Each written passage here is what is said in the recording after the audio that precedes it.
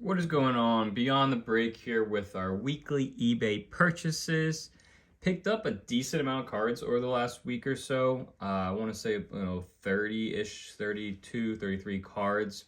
Buying a lot of, as usual, just buying a lot of everything. I have been starting to dive a little bit more into some higher end, and I don't mean like, anything too pricey, just getting some more lower numbered, serial numbered cards. I'm learning from my lessons in terms of grading with PSA as of late. I kind of want to get some cards that if I would get that 9, it doesn't necessarily hurt me too much. These lower end cards have started to eat into my budget a little bit. But with that being said, always buying as much as possible, mainly basketball, football, and baseball. Buying a little bit more on the football right now, a little bit of baseball, just because baseball is my number one sport in terms of collecting, in terms of like what I know from player standpoint, rookies and all that. But that being said, always just buying a little bit of everything. So let's dive into it. As usual, we'll go through the orders and then dive into what we feel is gradable. So start things off. Let me just fix my camera here. Donovan Mitchell Rising Suns. This is the gold out of 10. Might start looking at these. This is the second year Victor Wembanyama. I know that his rookie cards just went through the roof from a grading standpoint, just from an overall where you can just overpopulate in my mind. But these second year cards I might start diving a little bit more into. This is just the red wave from Prism. A Cam Johnson Select Gold out of 10. He's had a decent career, 10 out of 10 there. And then obviously the gold. Quinyon Mitchell, nice little color match rookie. He, being from the Philadelphia area, he had an excellent rookie year. I think he might be the next, shutdown corner per se. Sweet green wave color match too. So another rookie is Justin Crawford. This is the Fuchsia. I don't know, but I thought it was a nice somewhat color match. This is number 2/199. Christian McCaffrey. I don't know the parallel, but again, I thought a nice little color match here from Phoenix.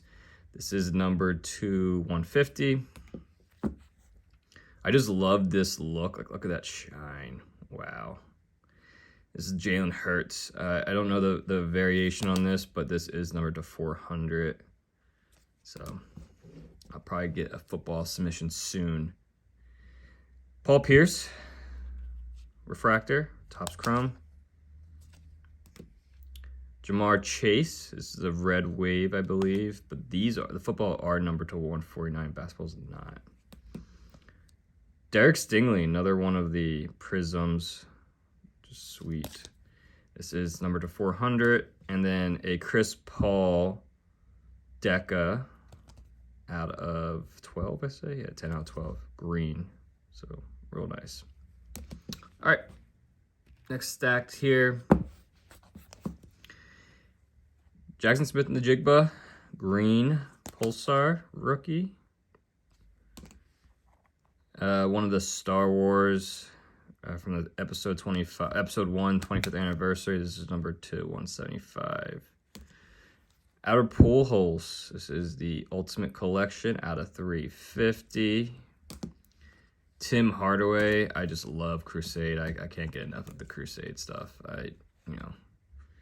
Just the shine on these are so nice. Tough to grade, but this is Tim Hardaway out of 49. A couple Pokemons.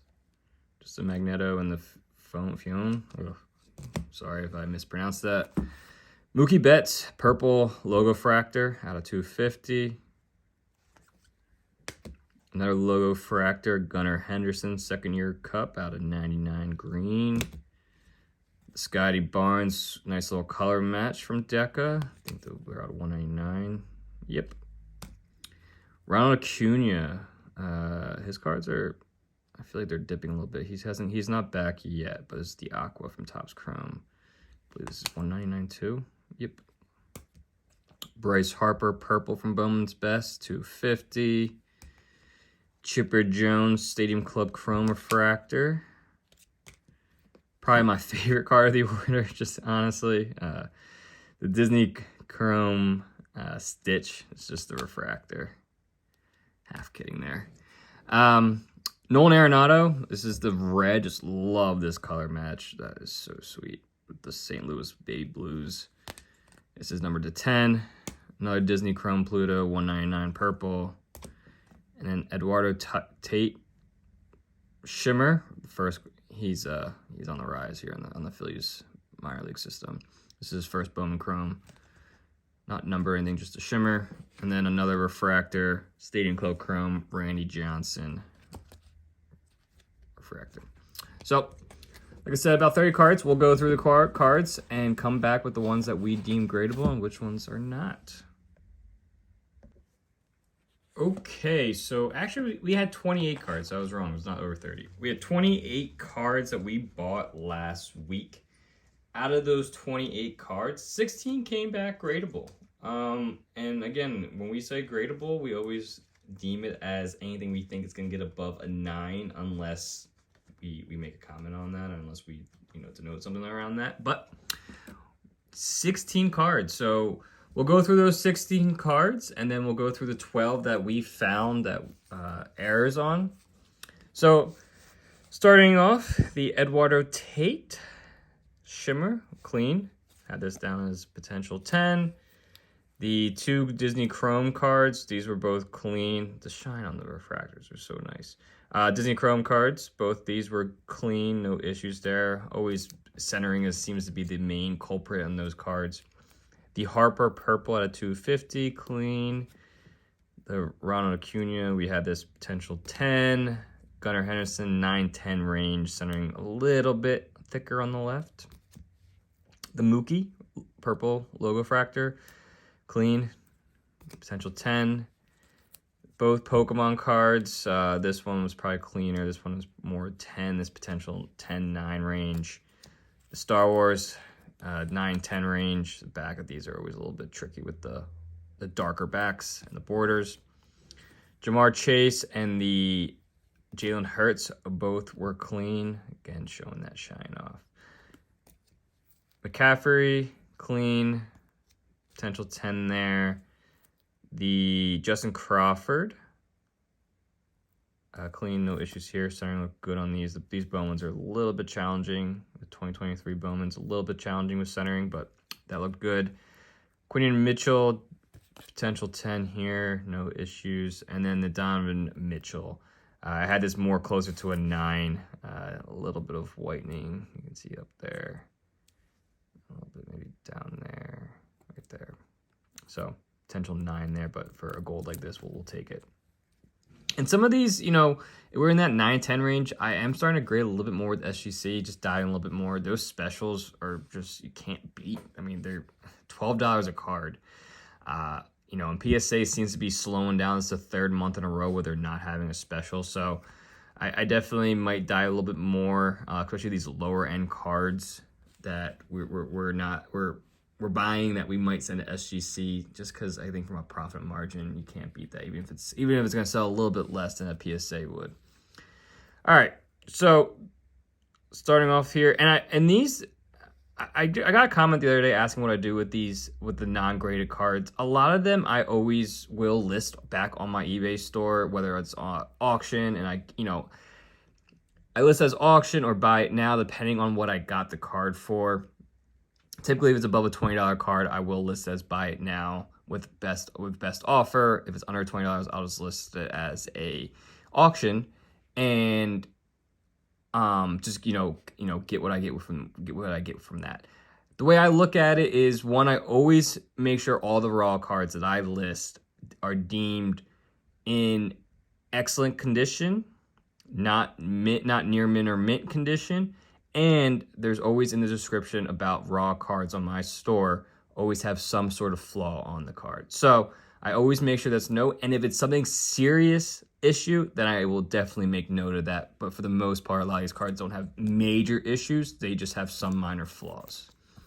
So I do want to make note of that. I can get some questions around that. So if you see a card that's interested, that it's raw, I don't want to hoard these cards. I think some people, even if they're not grading these, people collect this stuff. So I definitely don't want to hoard these cards if I'm not going to grade them. All right, so the Arenado, start things off. Small dimple up here.